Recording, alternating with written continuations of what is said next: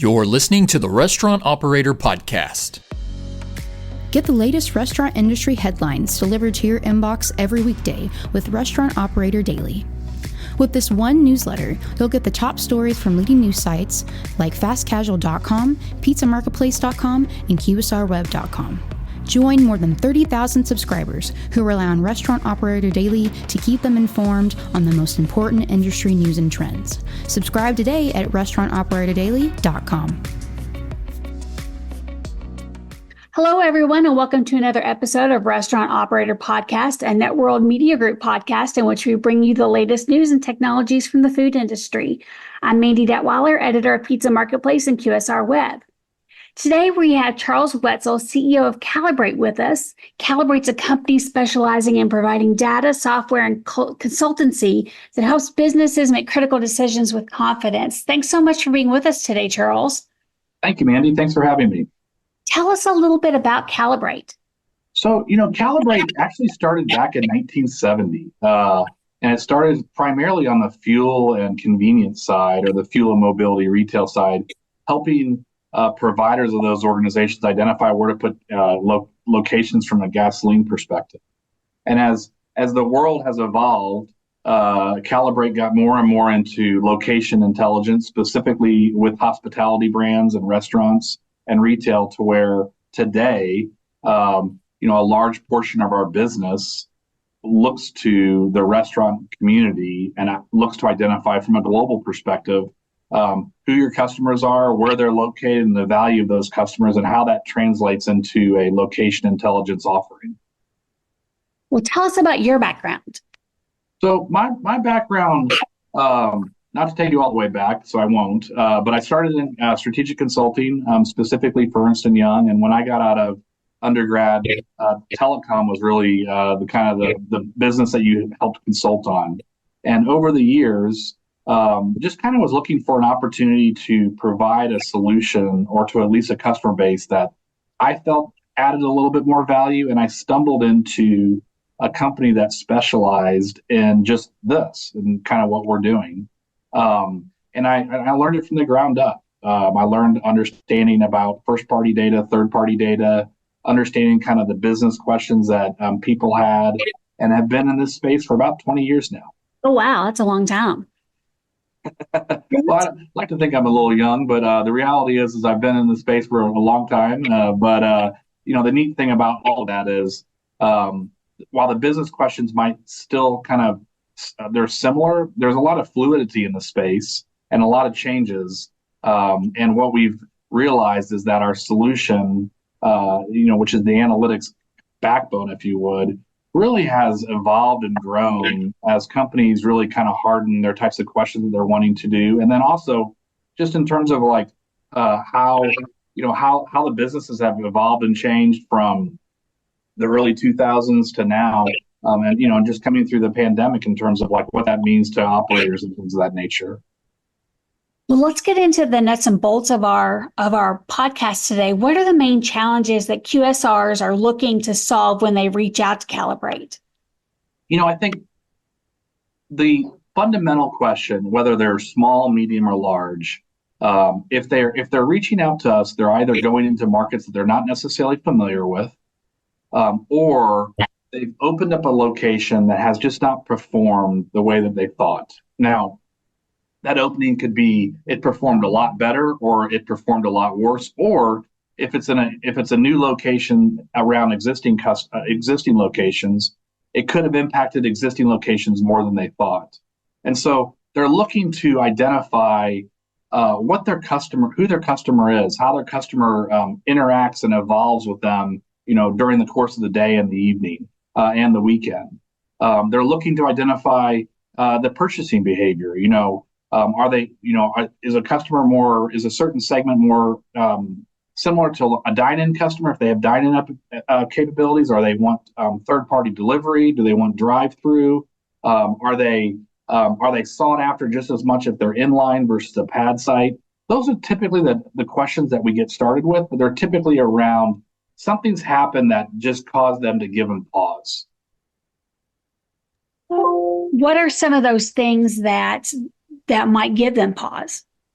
I think I think, just I think everyone wants to have success, right? So failure typically gives people a pause, or in the world that you and I live in today, where there's a lot of private equity dollars investing in these brands, they want to ensure that the right protocols and the processes are embedded into these organizations, and so they're wanting to make sure that that there's a certain dollar amount that they can spend, and they want to be able to extract as much value out of that as possible. And so, I think traditionally, going into a new market, stubbing their toe with a new location, whether it's from a performance perspective or a cannibalization perspective, or just wanting to harden or codify their analytic rigor.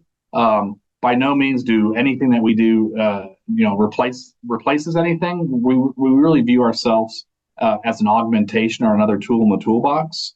And so it's people also just wanting to get smarter and really faster with how they execute against certain decisions. When brands are looking to expand, what does, let's say, good look like in terms of data usage and application of analytics? I think, it's going to sound kind of silly, but I think the first part, you have to look at what you have, right? Yourself as the operator. Like, do you have a good handle of like where your locations are? I know that sounds crazy, but sometimes people are like, I don't actually know where exact my locations are, but it's understanding, the physical location. And, sometimes people say, I also have site characteristics. Not every location is the same. So sometimes people are allowed to put signage up. Sometimes people are closer to an entrance and further away. Sometimes people have great co-tenancy. So it's really understanding kind of who your location is. And then like, do you have access to, what type of access to sales do you have? Do you have access to just like the dollar flow through at the location? Can you parse it out by day part? Can you parse it out by weekend, or do you see a total dollar amount? And then do you have customer data? Do you have a loyalty management system? And then do you have an idea of who your customer is to that? Now, that's kind of where we start. And, net, you don't have to really have a lot of that for you to start the analytic journey. I think just becoming from the analytic bent, we do think more is probably the better place to start, but we've started with customers that have nothing. They have no locations. They have no customer data. They have no sales. They have a thought, an idea, and they want to benchmark it or evaluate it against either an existing location or a trader that they're considering for operation.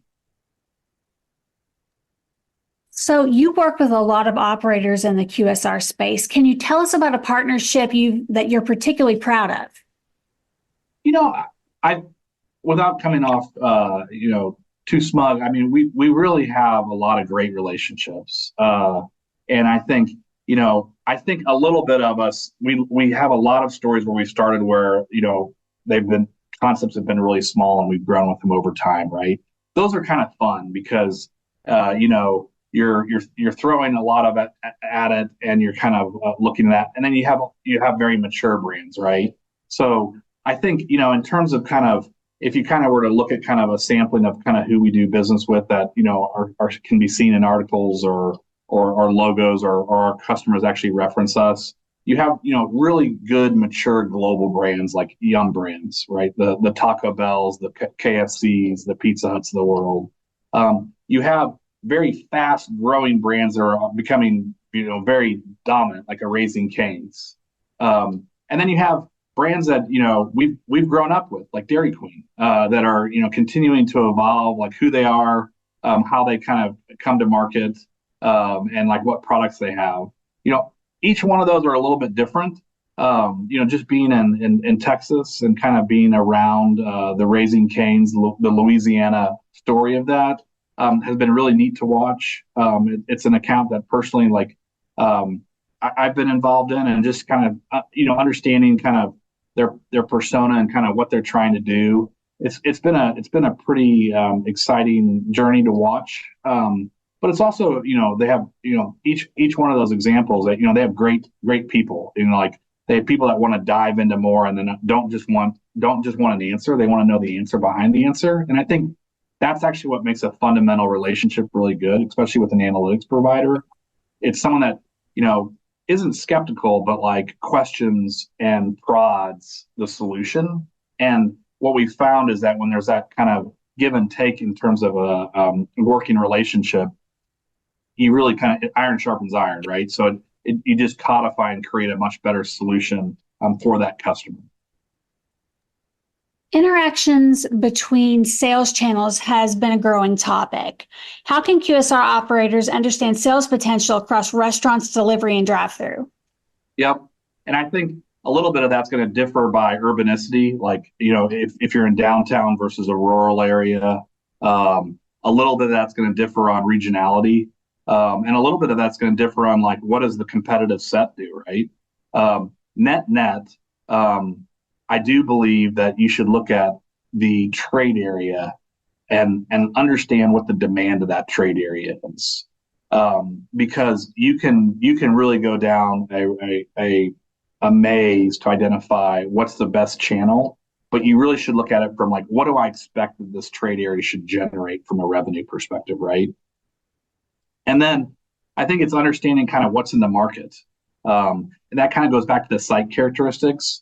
Not to suggest you shouldn't pioneer certain sales channels, but understanding kind of like what goes on in that market. I think, within the last 5 years, we've seen a lot of QSRs go from some third-party delivery to, greater than 50 to 70% third-party delivery, right? I think that question then is, do you have a product that actually can transport well? And do you have a product that actually, when delivered, carries the message and the marketing that you want it to have, right? So completely different from like where the location is, but like does the delivery of that product come back, and is the delivery cost, is it affordable?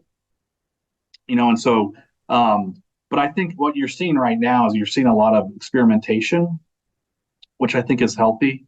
I think you're seeing people that have never done a drive-through try to do a drive-through. I think you're seeing people that have done a drive-through do multiple drive-throughs.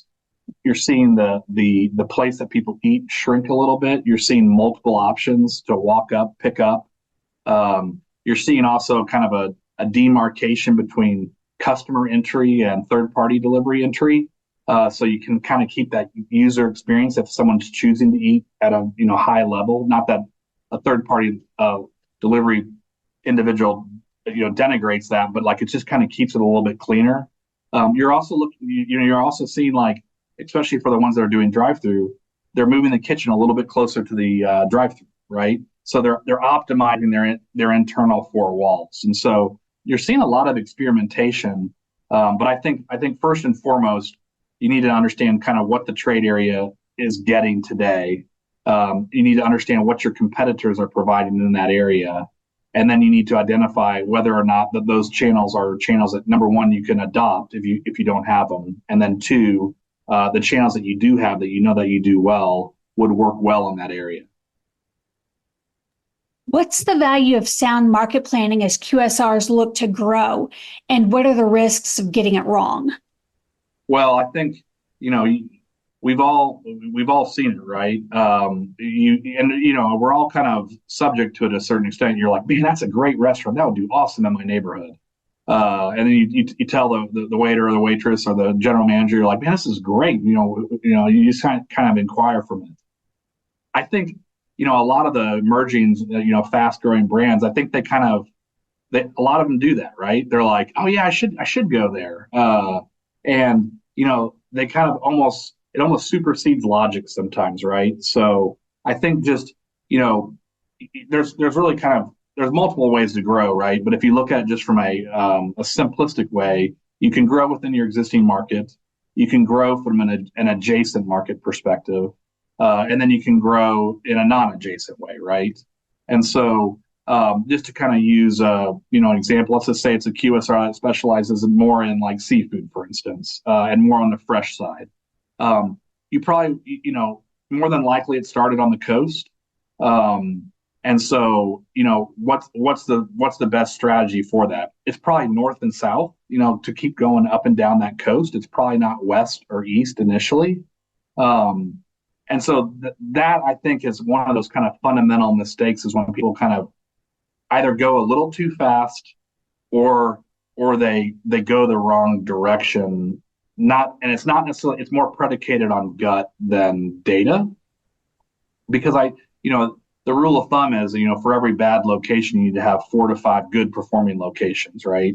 So what typically happens, especially if you're a small or emerging brand, if you have a location that's not, checking all the boxes, it sucks all your energy. And so then it starts impacting your good locations. And so that ultimately is what I've kind of seen from a potential mistake that might be made. What's the entry point in terms of cost and internal resource for location intelligence solutions? I think ultimately the entry cost is really what someone's willing to pay for, right? I mean, because you can do it for a couple $100 and you can do it for millions of dollars, right? There's ways to do it all, right? I think ultimately you need to identify what you're trying to solve for first. And so more times than not, people want to understand the customer profile. From there it gets to, I need to understand kind of like how my locations interact with my competitive set. Sometimes competitors are a good thing, sometimes they're a bad thing. What happens if they're next door to you? What happens if they're between you and where your customer comes from? Does that intercept impact you? I think, from there, it normally gets to like, what are the variables I see around my success? And I think as you begin to add more ingredients, if you would, to the equation, typically the cost